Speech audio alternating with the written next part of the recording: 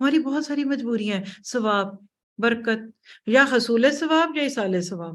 زندگی میں حصول ثواب، پارہ کب پورا ہوگا؟ بھئی پورا کر کے آپ نے کرنا کیا ہے؟ دور قرآن کب پورا ہوگا؟ کتنے کیے آپ نے دور قرآن؟ اور بھی کر لیں تو بس تمغہ لگانا ہے، ادھر ایک لکھنا ہے، ٹیگ ہے، آپ کا نیم پلیٹ ہے، یا آپ نے اپنے وزٹنگ کارڈ میں رکھنا ہے کہ جی اچھا جی یہ ہے تو وہ ہے۔ نہیں، کچھ فائدہ نہیں ہوگا۔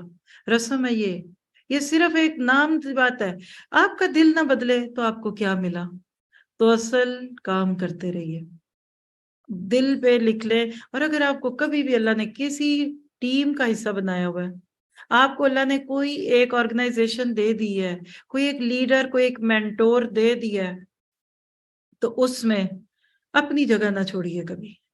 ایک سیکنڈ لگے گا تم روٹھے ہم چھوٹے، آج کے بارے میں بھی آئے گا، من یرتد منکم عن دینہ، جاتے ہو تو 100 دفعہ جاؤ، فسوف یاتی اللہ بقوم، اللہ ایسی قوم کو لے آئے گا کہ یحبہم ویحبونہم۔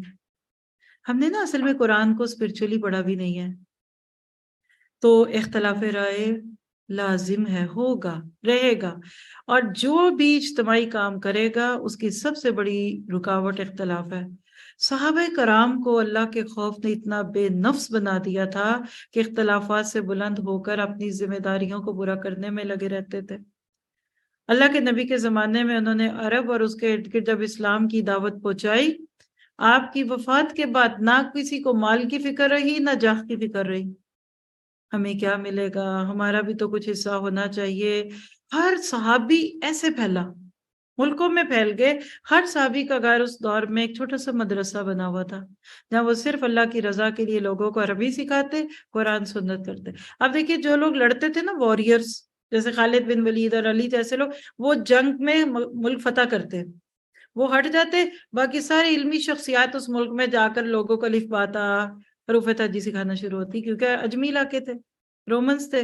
تو آج بھی اس قرآن کے پانی کو عام کرنے کی ضرورت ہے۔